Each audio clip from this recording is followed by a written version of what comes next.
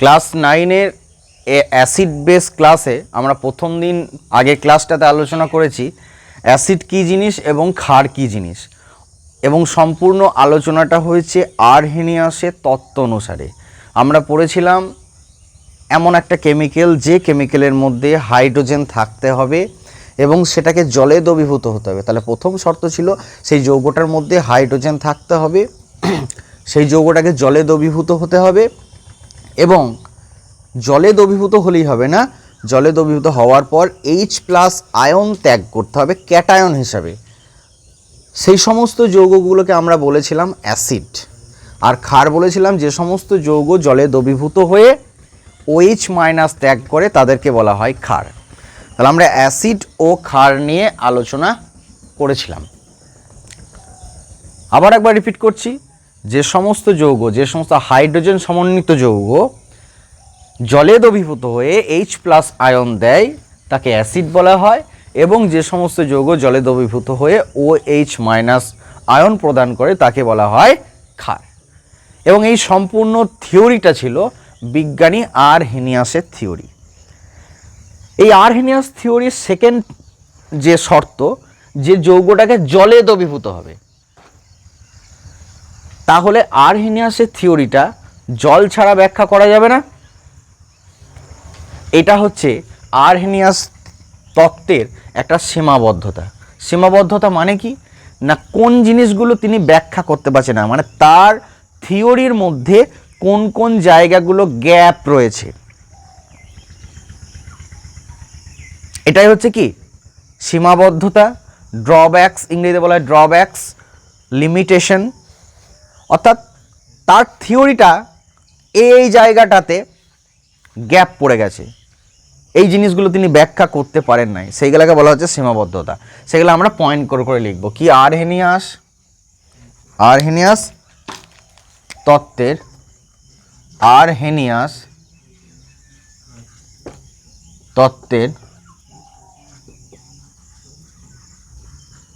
বদ্ধতা। 1 নম্বর point, Arrhenius তত্ত্বে জলটা খুব প্রয়োজন। দ্রাবক হিসাবে কি ব্যবহার করা হবে? জল। দ্রাবক হিসাবে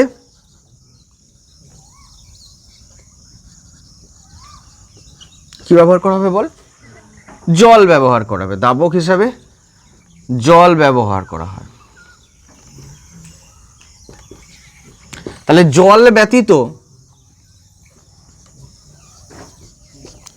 ব্যতীত আরহেনিয়াস তত্ত্বকে ব্যাখ্যা করা যায় না। কারণ তিনি অ্যাসিডের ক্ষেত্রেও বলেছেন জলে দ্রবীভূত হতে হবে, এবং ক্ষারের ক্ষেত্রেও তিনি বলেছেন কি জলে দ্রবীভূত হতে হবে। তাহলে জল যদি দ্রাবক না, জল ছাড়া তো পৃথিবীতে অনেক দ্রাবক আছে, জল ছাড়া প্রচুর দ্রাবক আছে।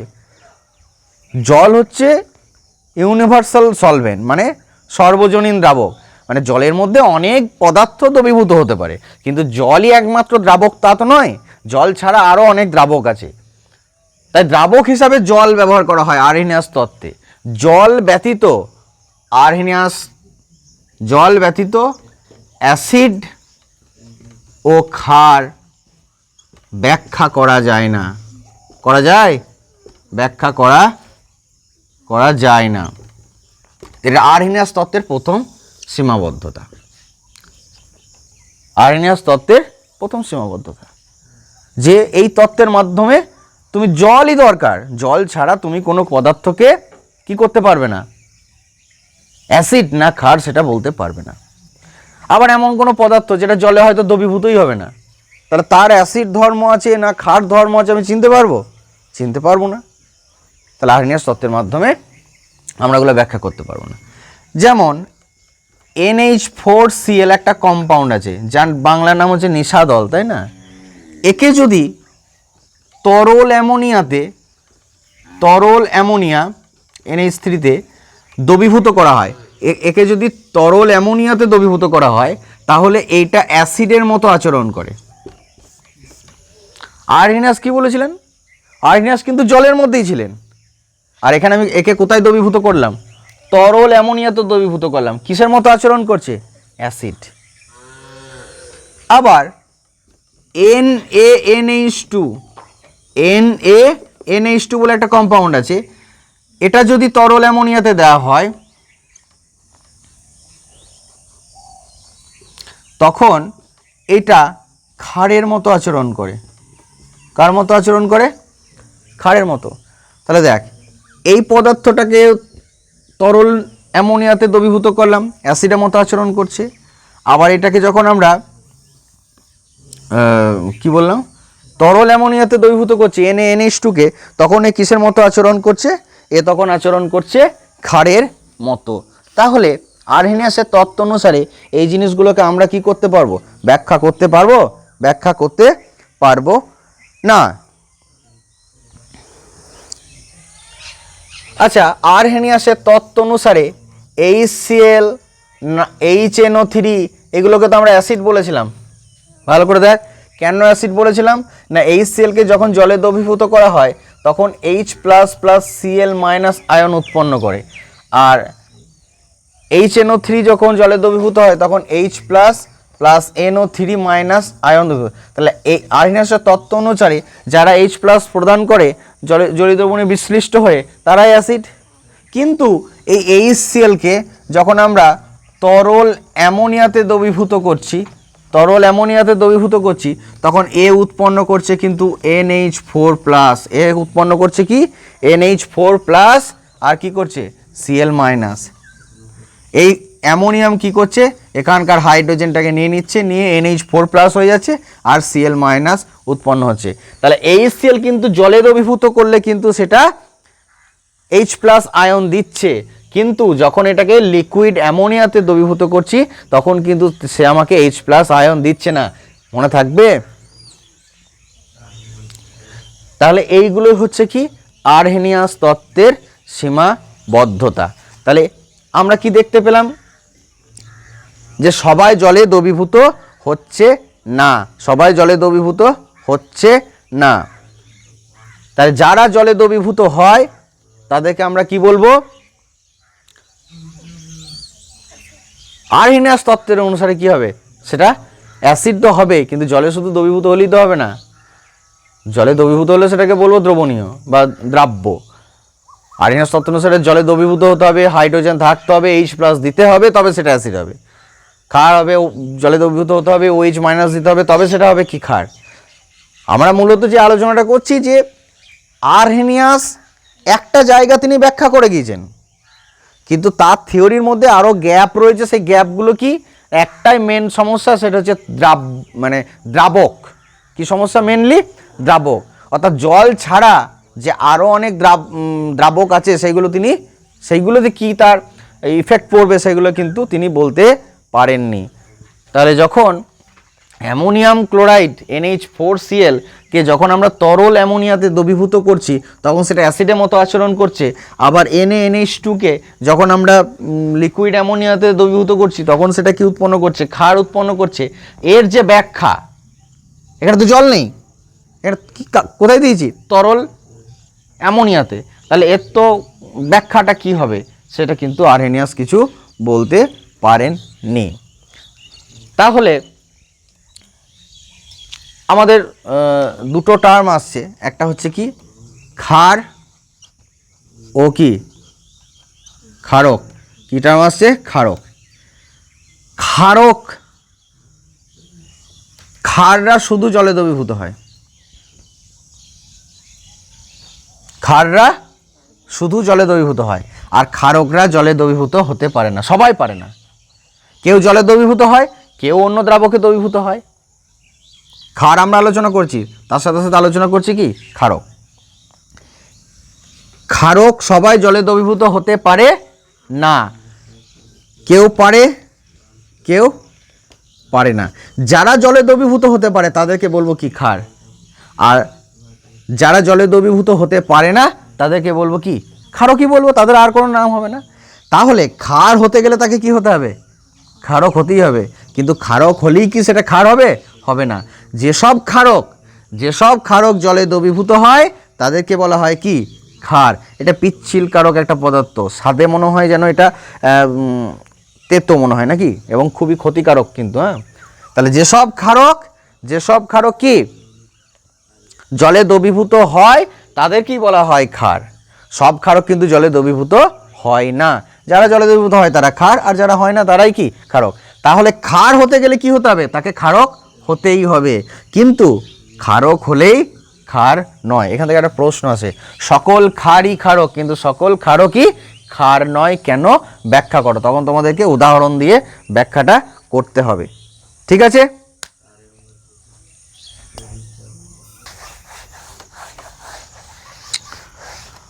তাহলে আমরা কি জানলাম, প্রথম ভিডিওটাতে জেনেছি কি অ্যাসিড কি, ক্ষার কি, আর্হেনিয়াসের তত্ত্ব। দ্বিতীয় ভিডিওটাতে কি জানলাম, আর্হেনিয়াস কোন কোন জায়গাগুলো তিনি ব্যাখ্যা করতে পারেননি। এরপর আর্হেনিয়াসের তত্ত্বের আরেকটা টপিক আছে, সেটা নিয়ে আলোচনা করব। সেটা হচ্ছে অ্যাসিড মানেই তো একটা H প্লাস দেবে, এই Cl, H প্লাস প্লাস কী হলো Cl মাইনাস, HNO3 এটা ভাঙলো কি H plus plus NO3 minus, H2SO4 এটা ভাঙলো কি 2H plus plus SO4 2 minus. এই যে H প্লাসগুলো দিল, এটাকে কি বলা হয়, ক্ষার গ্রাহিতা। কি বলা হয়, ক্ষার গ্রাহিতা। এই সেলে ক্ষার গ্রাহিতা কত, 1। বলেছিলাম না এক ক্ষারীয় অ্যাসিড। HNO3 এর ক্ষার গ্রাহিতা কত, 1, একটা H প্লাস দিয়েছে। H2SO4 এর ক্ষার গ্রাহিতা কত, 2। পরীক্ষাতে আসে এক ক্ষারীয় অ্যাসিডের উদাহরণ দাও, দ্বিক্ষারীয় অ্যাসিডের উদাহরণ দাও, ত্রিক্ষারীয় অ্যাসিডের উদাহরণ দাও। এই যে H প্লাস আয়নগুলো দিল, এই H প্লাসগুলো কিন্তু অস্তিত্ব নাই। কি বললাম, শুধু H প্লাসের কোনো অস্তিত্ব নাই। এবার বলো কেন, তার কারণ হচ্ছে HClকে যখন জলে দ্রবীভূত করা হয়েছে, H প্লাস হয়েছে, Cl মাইনাস হয়েছে, তার মানে HCl এর সাথে সাথে আছে কে, জল। কে আছে, জল আছে। এ যখনই H প্লাসটা দেবে আর OH মাইনাসটা দেবে না, তখন এই ওয়াটার কি করবে, এই হাইড্রোজেনটাকে নিয়ে নেবে। হাইড্রোজেনটাকে নিয়ে কি তৈরি হয়ে যাবে বলতো, H3O প্লাস। এটাকে কি বলা হচ্ছে, হাইড্রক্সোনিয়াম। কি আছে, এর নাম কি, হাইড্রক্সোনিয়াম, তাই না? হাইড্রক্সোনিয়াম আয়ন কি বলা হচ্ছে,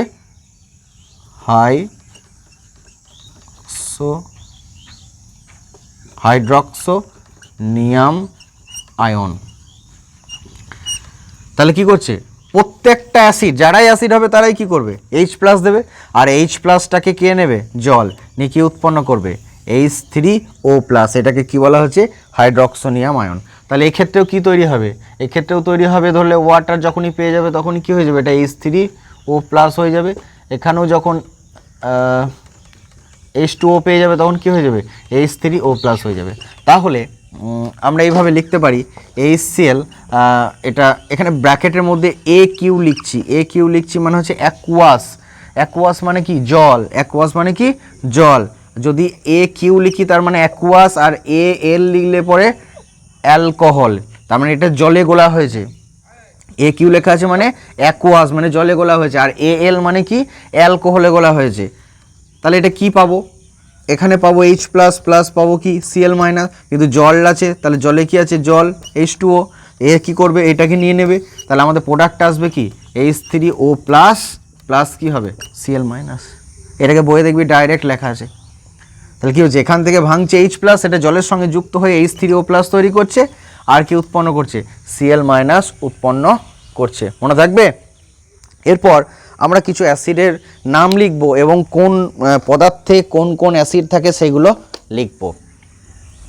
যেমন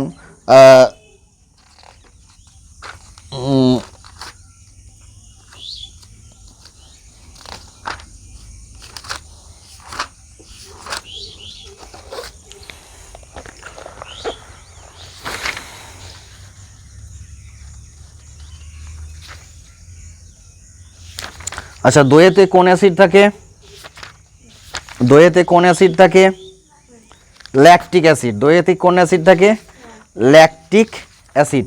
মিউরেটিক অ্যাসিড বলে একটা অ্যাসিড আছে, কি মিউরেটিক অ্যাসিড। সেই মিউরেটিক অ্যাসিডের সংকেত কি জানিস, মিউরেটিক অ্যাসিডের সংকেত হলো HCl। কি বলা হয়, HCl। আচ্ছা, তোরা অ্যাসিড জানিস, তেঁতুলে কি অ্যাসিড আছে জানিস, টার্টারিক অ্যাসিড। তেঁতুলে আছে টার্টারিক অ্যাসিড।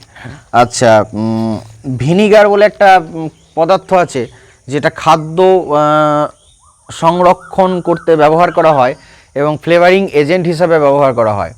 তো সেই ভিনিগারের মধ্যে কোন অ্যাসিড আছে বলতে পারবি? ভিনিগারের মধ্যে কোন অ্যাসিড আছে? অ্যাসিটিক অ্যাসিড আছে। কি অ্যাসিড আছে? অ্যাসিটিক অ্যাসিড আছে। আচ্ছা, ব্যাটারি এই যে টোটোর ব্যাটারি, মোটর সাইকেলের ব্যাটারি, এই ব্যাটারিগুলোতে কি অ্যাসিড আছে বলতে পারবি? Sulphuric acid. কি অ্যাসিড থাকে? সালফিউরিক অ্যাসিড আছে।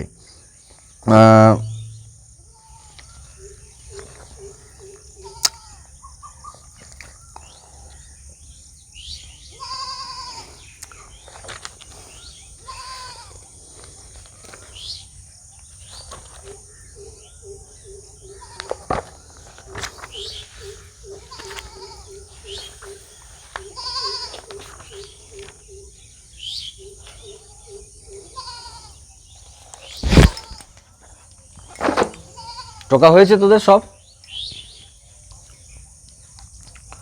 তাহলে আমরা একটু সংকেতগুলো লিখে দিই না? কি বললাম?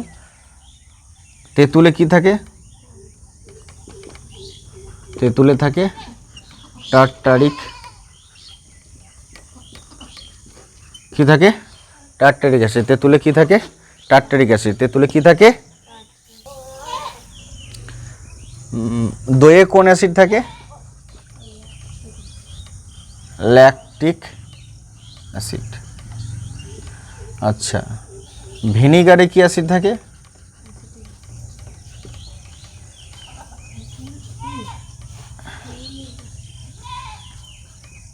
ভিনিগারে কোন অ্যাসিড থাকে রে?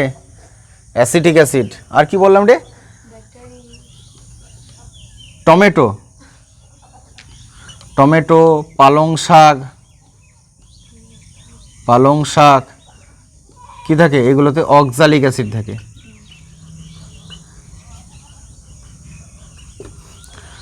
এটা মুছে দিলাম, হাইড্রক্সোনিয়াম আয়নটা। তারপর আপেলে থাকে কি? Malic acid.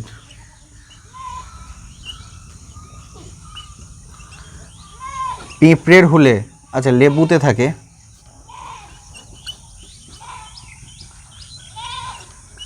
Citric acid. পিঁপড়ের হুলে, পিঁপড়ে কামড়ে দিলে একটু জ্বালা জ্বালা করে না? তাহলে পিঁপড়ের হুলে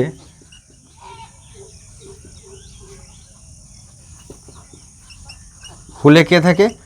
ফর্মিক অ্যাসিড। কে থাকে? Formic acid. আমরা এদিকটা মুছছি একটু করে।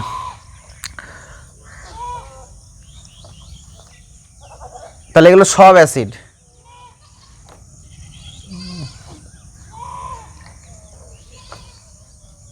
আর কি আছে? তেঁতুল হলো, দই হলো, ভিনিগার হলো, পালং শাক হলো, আপেল হলো, লেবু হলো, পিঁপড়ের হুল হলো, টক দই হয়ে গেছে, সালফিউরিক অ্যাসিড তো হয়ে গেছে, মিউরেটিক অ্যাসিড বললাম না? মিউরেটিক অ্যাসিড মানে কি বললাম? HCl, তাই না? আর সালফিউরিক অ্যাসিড তো বলা হয়ে গেছে।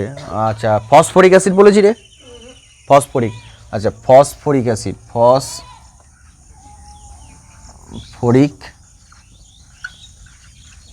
অ্যাসিড, এটার ফর্মুলা হচ্ছে H3PO4। এদের ফর্মুলাটা এখন তোদের কাজে লাগবে না গো, হ্যাঁ? আর এদের ফর্মুলা খুব বড় বড় ফর্মুলা, তার জন্য আমি লিখছি না। তো phosphoric acid, carbonic acid, carbonic acid এর ফর্মুলা হচ্ছে H2CO3। আচ্ছা, সালফিউরিক অ্যাসিডের তোরা ফর্মুলা জানিস, কিন্তু সালফিউরাস অ্যাসিডের ফর্মুলা জানিস না। সালফিউরাস অ্যাসিড, তার ফর্মুলা হচ্ছে H2SO3, H2SO3। তারপর আমি এগুলো আস্তে আস্তে একটু করে মুছছি পুরনো জিনিসটা। সালফিউরাস অ্যাসিড, তারপর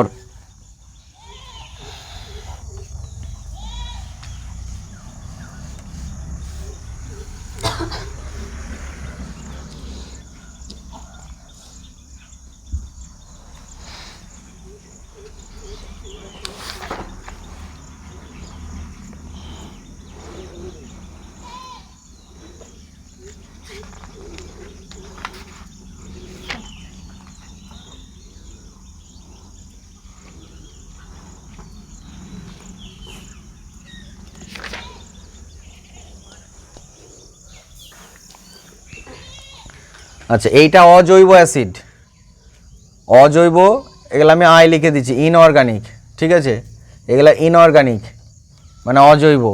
আর যেগুলো জৈব অ্যাসিড সেগুলো ও লিখে দিচ্ছি, যেমন টার্টারিক অ্যাসিডটা জৈব অ্যাসিড, দইয়ের যে অ্যাসিডটা থাকে ল্যাকটিক অ্যাসিড সেটা জৈব অ্যাসিড, ভিনিগারে যে অ্যাসিডটা থাকে সেটা জৈব অ্যাসিড, টমেটোতে যে অ্যাসিডটা থাকে জৈব অ্যাসিড, আপেলের অ্যাসিডটা হচ্ছে জৈব অ্যাসিড, লেবুতেও থাকে জৈব অ্যাসিড, পিঁপড়ের হুলেও থাকে জৈব অ্যাসিড, সব এগুলা জৈব অ্যাসিড। এবার হলো জৈব অ্যাসিড আর অজৈব অ্যাসিডের মধ্যে পার্থক্য কী? দেখ, জৈব আর একটা বললাম কি অজৈব, একটাকে বলা হচ্ছে অর্গানিক আর একটা হচ্ছে কি, দেখ জৈব, জৈব মানে সেখানে কার্বন থাকবে, প্রথম শর্ত কি, সেখানে কার্বন থাকবে। সব শর্তগুলো আমি এই ক্লাস 8-এ বলছি, 9-এ বলছি না, কারণ আরও অনেক থিওরি আছে, সেই জিনিসগুলো না জানলে পরে অর্গানিক যৌগকে বোঝা যাবে না। তো তার মধ্যে চেনার জায়গা হচ্ছে কার্বন থাকবে, শুধু কার্বন থাকবে না, মিনিমাম একটা কি থাকবে, COOH থাকবে, এই গ্রুপটা থাকতে হবে ফর্মুলাতে, কি থাকতে হবে, COOH, তবে সেটা জৈব অ্যাসিড হবে। কিন্তু অজৈব অ্যাসিডে COOH বলে কোনো গ্রুপ থাকবে না। দেখ HCl আছে COOH, কার্বনিক অ্যাসিডে COOH আছে নাই, সালফিউরাস অ্যাসিডে আছে নাকি, সালফিউরিক অ্যাসিডে আছে, কিচ্ছু নাই। কিন্তু প্রত্যেকটা জৈব অ্যাসিডে কি থাকবে, COOH থাকবে। যেমন আমি যদি বলি ফর্মিক অ্যাসিড, ফর্মিক অ্যাসিডের ফর্মুলা হচ্ছে COOH, দেখ COOH আছে, বুঝতে পেরেছিস। আমি যদি বলি ল্যাকটিক অ্যাসিড, ল্যাকটিক অ্যাসিডের ফর্মুলা হচ্ছে এইটা, দেখ তাহলে COOH আছে, দেখতে পেয়েছিস। আমি যদি বলি অ্যাসিটিক অ্যাসিড CH3COOH, দেখ এটা ভিনিগারের সংকেত, তাহলে এইটার মধ্যে কি আছে, COOH আছে। তাহলে জৈব অ্যাসিড মানে কি, যেগুলো জীব থেকে পাওয়া যায়, সাধারণত আমরা ওইভাবেই বুঝবো, কারণ ল্যাবেও তৈরি করা যায়, কিন্তু সেই জিনিসগুলো আমরা ক্লাস 9-এ বুঝবো না, ওগুলো ক্লাস 10-এ বুঝবো। তো জৈব অ্যাসিড বলতে আমরা বুঝবো, ফর্মুলাটা অনেক বড় হবে, কিন্তু সেই ফর্মুলাতে মিনিমাম কি থাকতে হবে, COOH থাকতে হবে। আর যেগুলো জীব থেকে পাওয়া যায় সাধারণত সেইগুলোকে আমরা জৈব অ্যাসিড বলবো। আর অজৈব কোনগুলোকে বলবো, অজৈব কোনগুলোকে বলবো না, সালফিউরিক অ্যাসিড বলবো, সালফিউরাস অ্যাসিড বলবো, নাইট্রিক অ্যাসিড বলবো, নাইট্রাস অ্যাসিড, নাইট্রাস অ্যাসিডের সংকেত লিখেছি, লেখায়নি, আমি লিখে দিছি, নাইট্রাস অ্যাসিড কত, HNO2, নাইট্রিক অ্যাসিড হচ্ছে HNO3 আর নাইট্রাস অ্যাসিডে হচ্ছে HNO2। যেমন সালফিউরিক অ্যাসিডে কত হচ্ছে SO4, H2SO4, আর সালফিউরাস অ্যাসিডে হচ্ছে H2SO3, একটা কম, মনে থাকবে। তাহলে এই অ্যাসিডের ক্ষার গ্রাহিতা কত রে, 1। যে যতগুলো H+ দেয় যে সমস্ত অ্যাসিড সেগুলোকে বলা হয় কি, ক্ষার গ্রাহিতা। HNO3 ক্ষার গ্রাহিতা কত, 1। সালফিউরিক অ্যাসিডের ক্ষার গ্রাহিতা কত, 2। আচ্ছা, আমি যদি বলি ফসফরিক অ্যাসিডের ক্ষার গ্রাহিতা কত, এটা হচ্ছে 3টে H+ দেয়, জানিস তো, আমি লিখে দিচ্ছি এখানে 3H+ প্লাস PO4 3-, এটাকে কি বলবো, ফসফরিক অ্যাসিড। তাহলে ফসফরিক অ্যাসিডে কীভাবে ভাঙিয়ে, 3H+ প্লাস PO4 3-, তাহলে এখানে কটা H+ দিল, 3টে, তাহলে তার ক্ষার গ্রাহিতা কত হবে, ক্ষার গ্রাহিতা কত হবে, 3। আচ্ছা, অ্যাসিডের ক্ষেত্রে যদি ক্ষার গ্রাহিতা হয়, তাহলে ক্ষারের ক্ষেত্রে কি হবে, অম্লগ্রাহিতা, কি হবে, অম্লগ্রাহিতা। যেমন আমি এগুলো মুছে দিচ্ছি, যেমন ধর NaOH একটা ক্ষার, এটাকে যদি আমি ভাঙি তাহলে কি পাবো, Na প্লাস OH-। আচ্ছা, KOH কে যদি আমরা ভাঙি কি পাবো, K প্লাস OH-। তাহলে এর অম্লগ্রাহিতা কত হবে, 1। এর অম্লগ্রাহিতা কত হবে, 1। আমি যদি CaOH2 তার হোল 2কে ভাঙি তাহলে কি হবে, Ca2 প্লাস 2OH-। তাহলে এর অম্লগ্রাহিতা কত হবে, 2। কটা OH দিয়েছে, 2টো। তাহলে অ্যাসিড যতগুলো H+ দেয় সেগুলোকে আমরা বলবো কি, ক্ষার গ্রাহিতা। উল্টো, অ্যাসিড যতগুলো H+ দেয় তার জলীয় দ্রবণে বিশ্লিষ্ট হয়ে সেটাকে বলবো কি, ক্ষার গ্রাহিতা। আর ক্ষার যতগুলো OH- দেয় সেটাকে বলবো কি, অম্লগ্রাহিতা। কি বলবো, অম্লগ্রাহিতা। তাহলে আমাকে যদি বলে অম্লগ্রাহিতা CaOH তার হোল 2 কত, 2, KOH এর কত, 1, NaOH এর কত, 1, মনে থাকবে। এবার আমাদের টপিক হচ্ছে অ্যাসিড তো পড়লাম, জৈব অ্যাসিড পড়লাম। অ্যাসিড পড়লাম, ক্ষার পড়লাম, আরহেনিয়াসের তত্ত্ব অনুসারে কোনগুলোকে ক্ষার বলবো, কোনগুলোকে অ্যাসিড বলবো, কোনগুলোকে ক্ষারক বলবো। ক্ষারক কাকে বলে? ক্ষারক কাকে বলে? ক্ষার কাকে বলে? যেসব ক্ষারক জলে দ্রবীভূত হয় সেগুলোকে বলা হয় কি? ক্ষার। আর যে সমস্ত ক্ষারক জলে দ্রবীভূত হয় না তাদেরকে ক্ষারকের নামটা সেটা ক্ষারকই হয়। তাহলে ক্ষারক হতে গেলে তাকে অবশ্যই কি হতে হবে? ক্ষারক হতেই হবে, কিন্তু ক্ষারক হলেই সেটা ক্ষার হবে না। আর কি পড়লাম? জৈব অ্যাসিড পড়লাম, অজৈব অ্যাসিড পড়লাম, ক্ষারগ্রাহিতা পড়লাম, অম্লগ্রাহিতা পড়লাম। এবার আসবো কোন অ্যাসিডে কীরকম ক্ষমতা, অর্থাৎ আমরা দু রকম অ্যাসিড, তীব্র অ্যাসিড আর কি বললাম, মৃদু অ্যাসিড নিয়ে আলোচনা করব। অ্যাসিডের ক্ষমতা, কোন অ্যাসিডটা স্ট্রং, কোনটা উইক, সেটা নিয়ে আলোচনা করব।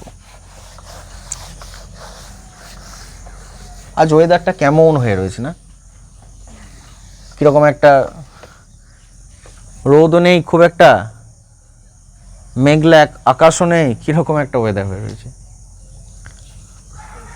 ওই দিকের আকাশটা দেখ শরতের আকাশের মতো অনেকটা।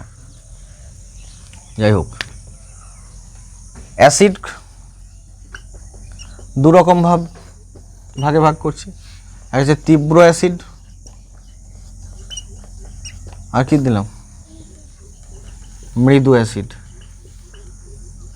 এটা হচ্ছে স্ট্রং, এটাকে বলা হচ্ছে কি উইক। এবার স্ট্রং অ্যাসিড আর মৃদু অ্যাসিডের মধ্যে মেনলি পার্থক্যটা কি?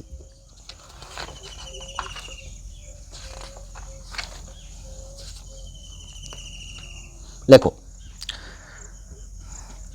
যখন কোনো একটা অ্যাসিড জলীয় দ্রবণে, যখন কোনো একটা অ্যাসিড, যখন কোনো অ্যাসিড লঘু জলীয় দ্রবণে বেশি সংখ্যক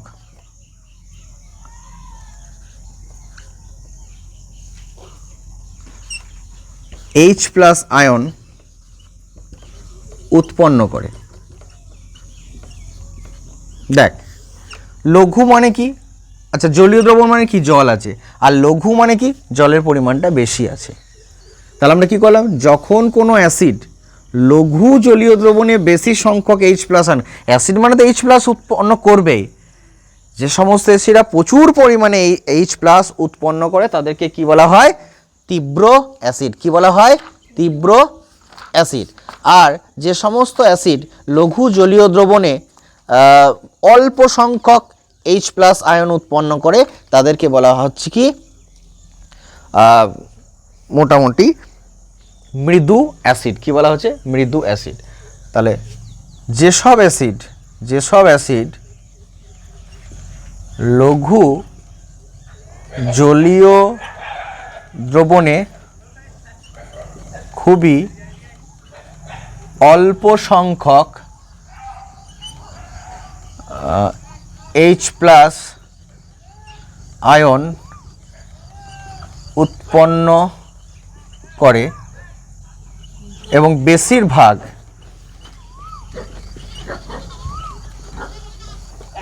বেশিরভাগ অণুই অবিয়োজিত অবস্থায় থাকে।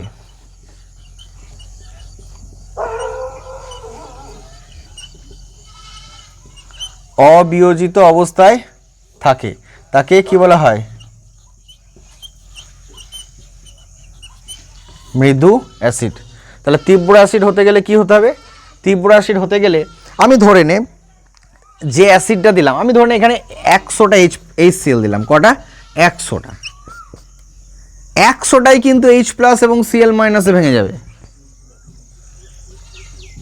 মানে যতগুলো দেবো সব ভেঙে যাবে। ধরলে আমি নাইট্রিক অ্যাসিড দিচ্ছি, HNO3, এটা কি করবে? H++ NO3- এ ভেঙে যাবে। তাহলে সালফিউরিক অ্যাসিড দিচ্ছি, তাহলে সালফিউরিক অ্যাসিডটা ভেঙে যাবে 2H++ SO4 2- তাহলে এইগুলো ভেঙে যাবে, যা দেবো আমরা কি হয়ে যাবে? সবই ভেঙে যাবে। তখন সেটা কি বলা হবে? তীব্র অ্যাসিড। কি বলা হবে? তীব্র অ্যাসিড। আর মৃদু অ্যাসিড কোনগুলোকে বলা হবে? না, যেগুলো ভাঙবে না। যেমন আমি একটা অ্যাসিড যদি নিই, ফর্মিক অ্যাসিড, কি নিলাম COOH জৈব অ্যাসিড, আবার কার্বনিক অ্যাসিড, আবার আমি যদি নিই অ্যাসিটিক অ্যাসিড COOH, এগুলো হচ্ছে মৃদু অ্যাসিড। কারণ এদেরকে যদি আমি অনেকগুলো ধরলে 100 পিস দিলাম, তাহলে জলীয় দ্রবণে কতগুলো ভাঙবে, 10, 15, 20টা ভাঙবে, আর বাদ বাকিগুলো কি থাকবে, এই ফরম্যাটেই থাকবে, মানে HCOOH, মানে বিয়োজিতই হবে না। দেখ লিখেছি বেশিরভাগ অণুই কি থাকবে, অবিয়োজিত অবস্থায় থাকবে, মানে ভাঙবে না।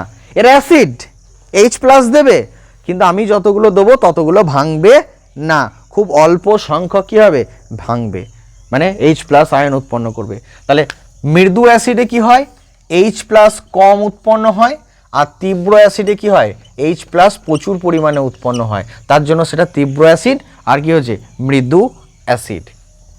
এবার আমি প্রথম দিন একটা বলে রেখেছিলাম যে অ্যাসিড মানেই কিন্তু সেটা গলিয়ে দেবে, পুড়িয়ে দেবে, এরকম কোনো ব্যাপার নয়।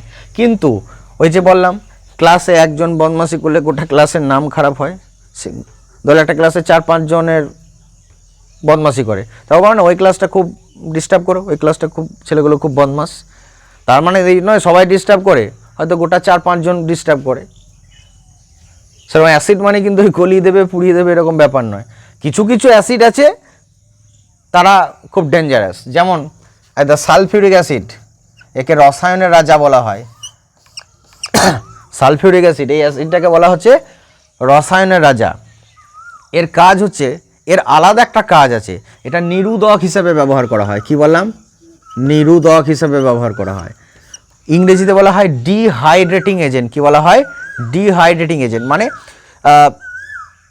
এ জল টেনে বের করে দেবে। কি করবে, জল টেনে বের করে দেবে, এ জলকে শোষণ করে নেবে। মানে ধরুন আমার হাতে পড়লো, তাহলে আমার হাতের মধ্যে কি আছে, প্রচুর পরিমাণে কোষ আছে, কোষের মধ্যে কি আছে, প্রোটোপ্লাজম আছে, নিউক্লিয়াস আছে, আর কোষের প্রোটোপ্লাজমের মধ্যে কি থাকে, জলীয় অংশ থাকে।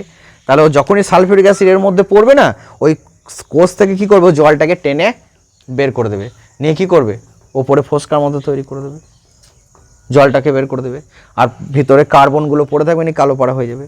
তাহলে সালফিউরিক অ্যাসিডের একটা বিশেষ ধর্ম রয়েছে, কি সালফিউরিক অ্যাসিডের একটা বিশেষ ধর্ম রয়েছে, কি নিরোধক হিসেবে বের করতে পারে, অর্থাৎ জলকে টেনে বের করতে পারে। কোন একটা পদার্থের মধ্যে জল ঢুকে আছে, সেখানে ওই সালফিউরিক অ্যাসিডে দিলে ওখান থেকে জলটাকে কি করে দেবে, টেনে বের করে দেবে। বোঝা গেল, সেখান থেকে টেনে বের করে দেবে। তাহলে আমাদের শরীরের উপর পড়লেও কি হবে, আমাদের শরীরের মধ্যে প্রচুর পরিমাণে জল আছে, তা যখন সালফিউরিক অ্যাসিডটা পড়ছে কি করছে, ওকে জলটাকে বের করে দিয়েছে।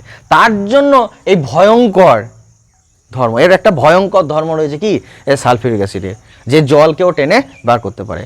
তার মানে অ্যাসিডের তো ওই ধর্মটা নয়, অ্যাসিডের ধর্ম বলে কি জলকে ওইভাবে টেনে বের করা।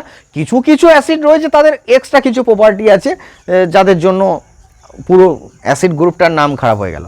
যদি অ্যাসিডটার খুব ক্ষতি মানে ওই রকম ধর্ম থাকতো, তাহলে তো আমাদের টমেটোকেও খেত না। আমি আগের দিন বলছিলাম টমেটোকেও খেত, ওর মধ্যে তো অক্সালিক অ্যাসিড আছে।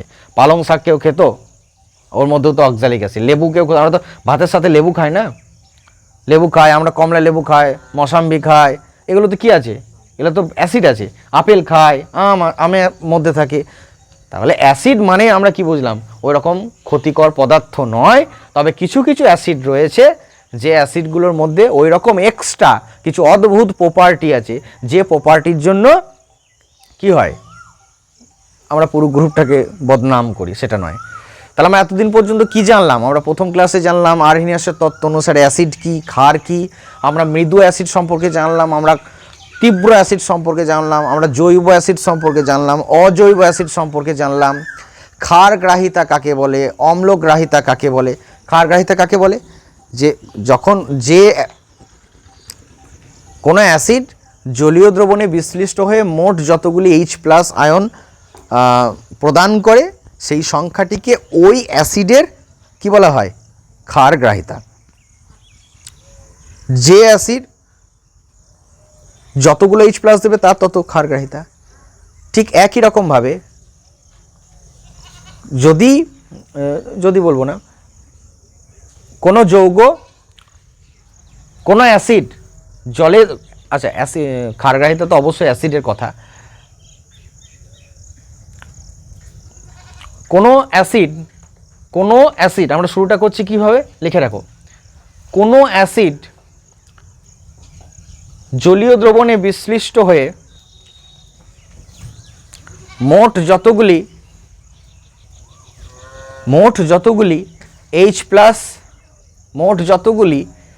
H প্লাস আয়ন কোনো অ্যাসিড জলীয় দ্রবণে বিশ্লিষ্ট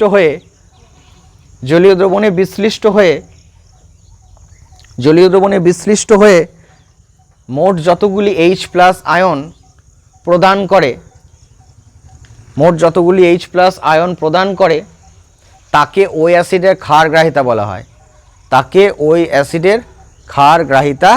বলা হয়।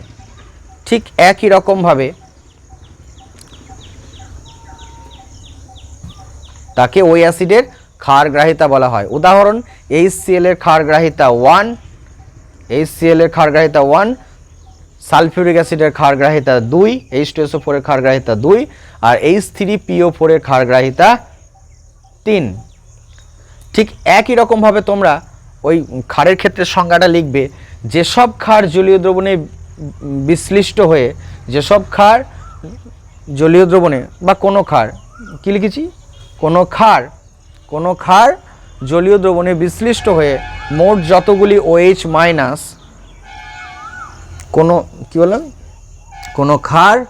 কোনো ক্ষার জলীয় দ্রবণে বিশ্লিষ্ট হয়ে মোট যতগুলি OH মাইনাস আয়ন প্রদান করে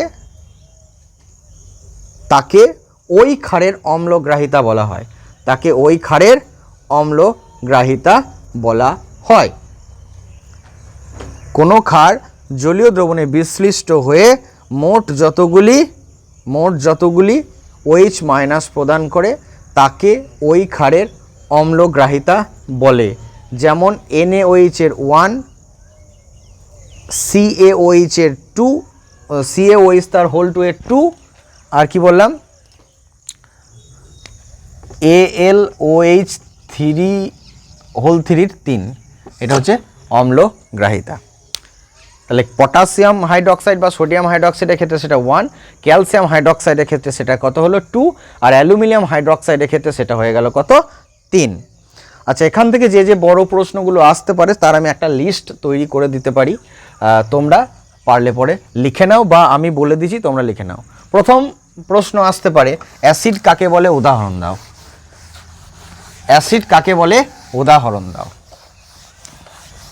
এখান থেকে একটা বড় প্রশ্ন আসতে পারে, অ্যাসিড কাকে বলে উদাহরণ দাও। আচ্ছা, এখানে প্রশ্নটা আরহেনিয়াসের তত্ত্ব অনুসারে অ্যাসিড কাকে বলে এরকম প্রশ্ন আসতে পারে। আরহেনিয়াসের তত্ত্ব অনুসারে তোমরা ভালো করে শুনে নাও, যে যতটা পারবে নোট করে নাও। অ্যাসিড কাকে বলে না দিতে পারলেও যদি এরকম প্রশ্নটা আসে, আরহেনিয়াসের তত্ত্ব অনুসারে অ্যাসিড কাকে বলে, কি বললাম, আরহেনিয়াসের তত্ত্ব অনুসারে অ্যাসিড কাকে বলে, তাহলে তখন আমাকে কি লিখতে হবে, সংজ্ঞাটা লেখার সময় আরহেনিয়াসের তত্ত্ব অনুসারে বলে কথাটা লিখতে হবে, নাহলে নাম্বারটা কাটা যাবে। যদি প্রশ্নে বলে দেওয়া থাকে আরহেনিয়াসের তত্ত্ব অনুসারে অ্যাসিড কাকে বলে, তাহলে তোমাকেও পরীক্ষাতে উত্তরটা লেখার সময় ওই কথাটা লিখতে হবে ওনাকে সম্মান জানিয়ে। ক্ষার কাকে বলে উদাহরণ দাও। 3 নম্বর প্রশ্ন। আচ্ছা, অ্যাসিড মানেই হাইড্রোজেন থাকবেই, কিন্তু হাইড্রোজেন থাকলেই সেই যৌগটা অ্যাসিড হবে না। ব্যাখ্যা করো। 4 নম্বর, সকল ক্ষারই ক্ষারক, কিন্তু সকল ক্ষারক ক্ষার নয়। এটা ব্যাখ্যা করো। 5 নম্বর, অম্লগ্রাহিতা কাকে বলে, ক্ষারগ্রাহিতা, আমি আর লিখছি না, আমি বলে দিচ্ছি। অম্লগ্রাহিতা কাকে বলে, ক্ষারগ্রাহিতা কাকে বলে, এখান থেকে প্রশ্ন আসতে পারে কোন একটা অ্যাসিডের নাম বললো বা কোন একটা ক্ষারের নাম বললো, নিয়ে বললো যে এর ক্ষারগ্রাহিতা কত, এর অম্লগ্রাহিতা কত। আবার এরকম একটা প্রশ্ন আসতে পারে, মৃদু অ্যাসিড কাকে বলে উদাহরণ দাও, তীব্র অ্যাসিড কাকে বলে উদাহরণ দাও, আরহিনিয়াস তত্ত্বের সীমাবদ্ধতাগুলো কি কি, এরকম প্রশ্ন আসতে পারে। ঠিক আছে। আবার প্রশ্নটা এরকম হতে পারে, H প্লাস HCl, ধরুন এরকম একটা প্রশ্ন দিলাম, HCl মৃদু অ্যাসিড যদি আমি বলে দিই আর H2SO4 এর তুলনায়, তাহলে এটাকে কী করে ব্যাখ্যা হবে না, H প্লাস HCl যখন জলে দ্রবীভূত হয় তখন একটা H প্লাস তৈরি করে আর একটা কী তৈরি করে, Cl মাইনাস তৈরি করে। কিন্তু সালফিউরিক অ্যাসিড যখন জলে দ্রবীভূত হয় তখন দুটো H প্লাস তৈরি করে, আর একটা SO4 মাইনাস তৈরি করে। তাহলে এ কে বেশি অ্যাসিড দিল, H প্লাস দিল এ, তাহলে এ কী হবে, কী হলো। আচ্ছা, এর সঙ্গে কম্প্যারিজনটা না করে আমরা একটু অন্য কম্প্যারিজন করব। যদিও এই HCl আর সালফিউরিক অ্যাসিডের মধ্যে দুটোই তো তীব্র অ্যাসিড, আমরা HCl এর সঙ্গে তুলনাটা করব না। আমরা HClটাকে তীব্র করে দিই আর H2CO3টাকে মৃদু করে দিই। তাহলে H প্লাসকে আমরা কি, HClকে কি বললাম, তীব্র করলাম, আর H2CO3টাকে কি করলাম, মৃদু। এটার নাম কি, কার্বনিক অ্যাসিড, আর এর নাম কি, হাইড্রোক্লোরিক অ্যাসিড বা মিউরেটিক অ্যাসিড। এ তীব্র, ও তোকে বলেই দিয়েছে। তাহলে আমরা তীব্র অ্যাসিড মানে কি জানি, জলে যখন একে দ্রবীভূত করা হবে, লঘু জলীয় দ্রবণে হবে, তখন বেশি পরিমাণে H প্লাস আয়ন ত্যাগ করবে। আর যখন এই অ্যাসিডটাকে জলে দ্রবীভূত করা হবে তখন কি হবে, খুব অল্প সংখ্যক H প্লাস আয়ন কী করবে, প্রদান করবে, এবং বেশিরভাগ অণুই কী থাকবে, অবিয়োজিত অবস্থায় থাকবে। তাই এটি একটি মৃদু অ্যাসিড আর এটা কি হলো, একটা তীব্র অ্যাসিড। আবার আমাকে এইরকম একটা প্রশ্ন দিতে পারে, H2SO4 হচ্ছে তীব্র অ্যাসিড আর CH3COOH মৃদু অ্যাসিড, তখন আমাকে আবার কি বলতে হবে যে এই H2SO4 জলে দ্রবীভূত অবস্থায় বহু সংখ্যক H প্লাস আয়ন উৎপন্ন করে, তাই এটি একটি তীব্র অ্যাসিড। আর CH3COOH যেটা ভিনিগার বলা হচ্ছে, এই অ্যাসিডটা জলে দ্রবীভূত অবস্থায় বেশি সংখ্যক H প্লাস আয়ন উৎপন্ন করে না, তাই এটি একটি, বেশিরভাগ অণুই কী থাকে, অবিয়োজিত অবস্থায় থাকে, তাই এটি একটি মৃদু অ্যাসিড। এরপর আমরা অ্যাসিড কি করে চিনব মুখে টেস্ট না করে। আমরা তো পড়েছিলাম অ্যাসিড মানে স্বাদে কি, অ্যাসিড মানে স্বাদে টক, এই ক্ষার মানে কি স্বাদে তেঁতো নাকি রে, তেঁতো। তো ক্ষার মানে তেঁতো, অ্যাসিড মানে টক, আমাদেরকে মুখে নিয়ে দেখতে হবে। এবার সালফিউরিক অ্যাসিড মুখে নিতে গেলে তো গলে যাবে, তাই না। সালফিউরিক অ্যাসিড জল টেনে বের করে দেবে, যখনই কোষে লাগবে জল টেনে বের করে দেবে। তো আমরা কিভাবে এর পরের ক্লাসটাতে আলোচনা করব কিভাবে অ্যাসিড এবং ক্ষারকে তুমি মুখে টেস্ট না করে তুমি চিনতে পারবে, কোনটা অ্যাসিড, কোনটা ক্ষার, কোনটা তীব্র অ্যাসিড, কোনটা তীব্র ক্ষার, সেটা আমরা পরের ক্লাসে আলোচনা করব। আর যে প্রশ্নগুলো আলোচনা করলাম সেগুলো ভালো করে প্র্যাকটিস করো, এগুলো পরীক্ষাতে আসার সম্ভাবনা বেশি, এগুলো বড় প্রশ্ন। এবার শর্ট কোয়েশ্চেন তো প্রচুর পরিমাণে, একদিন আমরা আলোচনা করবো একটা ক্লাসে যে অ্যাসিড থেকে কি কি শর্ট কোয়েশ্চেন আসতে পারে, অ্যাসিড থেকে কি কি শর্ট কোয়েশ্চেন আসতে পারে সেটা আমরা একটা ক্লাসে আলোচনা করব। পুরো চ্যাপ্টারটার শর্ট কোয়েশ্চেন নিয়ে আলোচনা করে দেবো। ঠিক আছে, আপাতত এগুলো টুকে নাও।